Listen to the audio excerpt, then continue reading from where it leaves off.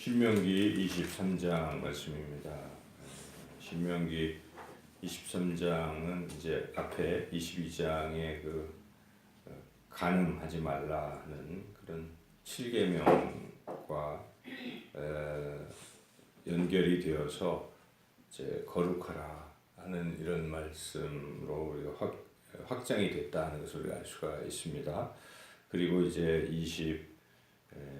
끝부분에 21절부터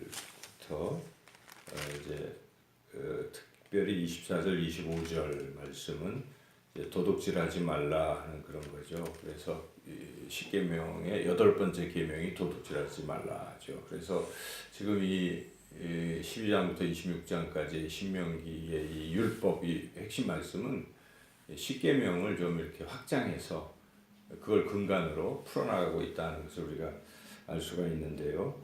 그래서 오늘 이 특별히 23장 1절에서 18절까지 이 부분, 이 특별한 말씀은 거룩하면 정결하면, 거룩하고 정결하면 하나님께서 더 가까이 하신다 하는 것이고, 반대로 우리 삶이 거룩하지 못하고 정결하지 못하면 하나님의 임재를 경험하기가 쉽지가 않다, 이런 말씀입니다. 그래서 깨끗하게 살면 살수록 더 하나님을 예민하게 느낄 수가 있는 것이고, 하나님의 도우심을 더 경험하고 하나님이 주시는 평안함과 기쁨을 누리며 살아갈 수 있다는 그런 주제의 말씀이라 볼 수 있습니다.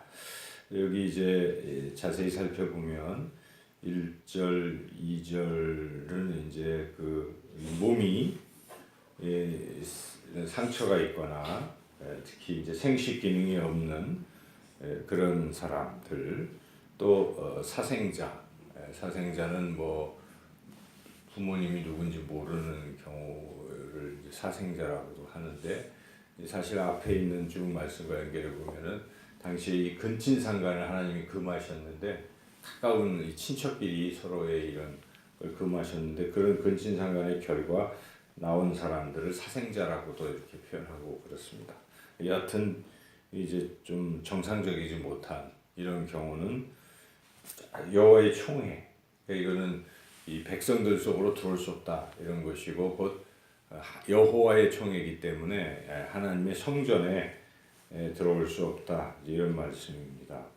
그리고 3절부터 이 이방인들, 이스라엘 주변의 암몬, 모압, 그리고 또 에돔, 이런 나라 사람들도 여호와의 총회에 들어올 수가 없는데, 특별히 암몬과 모압에 대해서는 영원히 못 들어오게 이렇게 돼 있고, 에돔은 좀 정도가 낮아서 형제이기 때문에 몇 대 후에는, 3대 후에는 들어올 수 있다, 이렇게 8절로 끝을 맺고 있죠.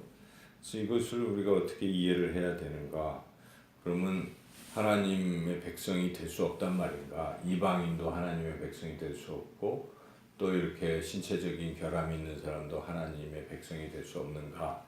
우리가 이제 의아스럽게 생각할 수가 있는데, 당시에 이스라엘 백성들에게는 적용이 되는 말씀인데, 이제 우리가 성경은 전체적으로 봐야 되기 때문에 이 뒤쪽으로 계속 봐야 돼요. 그러면 신약에서는 이제 갈라디아서 3장에 보면은 사도 바울은 유대인이나 이방인이나 헬라인이나 뭐 종이나 자유인이나 누구나 다 하나님의 교회에 들어올 수 있다, 이렇게 선언을 했습니다. 그리고 이 구약 내에서도 이사야서 한 56장쯤 보면요, 고자도 하나님 앞에 들어올 수 있고, 이방인도 그가 하나님을 경외하기만 한다면 들어올 수 있다, 이렇게 바뀌는 걸 우리가 볼 수가 있죠. 그래서 성경은 특별히 우리가 구약 이 앞부분에 모세오경 율법의 말씀을 볼 때 주의해야 될 것은, 거기 그 말씀을 문자적으로 그대로 받아들이게 된다면 오해가 될 수가 있어요. 그래서 여호와 증인이라든지 안식교도들이 그런 식으로 성경을 자꾸 해석하니까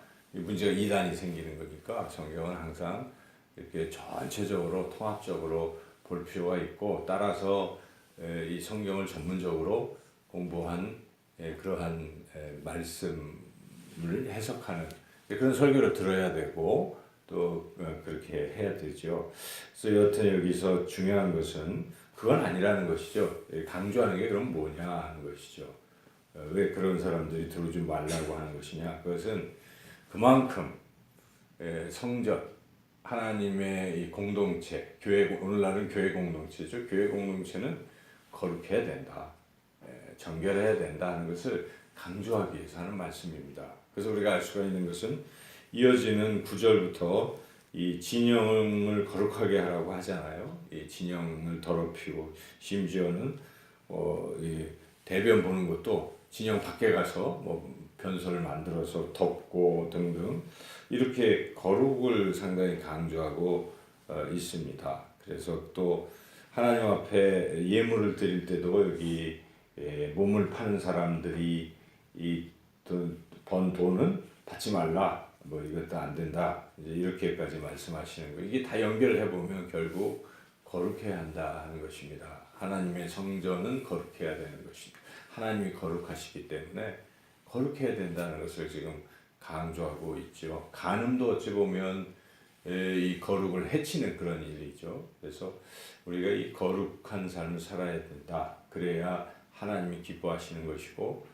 하나님의 임재를 느낄 수 있다는 것입니다. 사도 바울은 로마서에 우리가 예수 그리스도의 십자가의 보혈로 거룩해졌고 죄사함 받고 하나님과 화평하게 되었다라는 말씀을 하잖아요. 그런데 중요한 것은 그렇게 됐으니 그러므로 하고 로마서 12장에 가서는 너희는 하나님 앞에 거룩한 산 제물로 드리라. 이는 너희가 드릴 영적 예배니라 라고 말씀을 합니다. 거기에 거룩한 산 제물이라는 표현을 우리가 늘 마음에 담아야 돼요. 그래서 우리는 항상 삶에서 거룩하게 살아갈 필요가 있어요.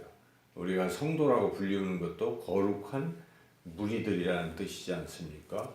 교회는 거룩한 곳입니다. 그래서 우리가 사도신경 고백할 때도 거룩한 교회 이렇게 고백하는 거죠. 그래서 우리 그리스도인들은 거룩한 길 다니고 거룩하게 살아가야 합니다. 예수님의 십자가의 보혈을 생각한다면 왜 십자가에서 피 흘려 죽으셨습니까? 우리를 깨끗게 하시려고 그러신 것이라면 우리가 깨끗하게 살아야 되는 것입니다. 깨끗하게 해주시니까 마음 놓고 더럽게 살아도 된다라는 데 초점을 맞춘다는 것은 정말 이것은 어린아이와 같은 생각이고 하나님 날 이렇게까지 죽으시기까지 거룩하게 하셨는데 내가 거룩하게 살아야지. 나는 그리스도인이야. 구별된 사람이야. 이렇게 생각을 하고 거룩에 힘쓰는 그런 삶이죠. 물론 이게 우리의 힘으로 되는 게 또 아니죠.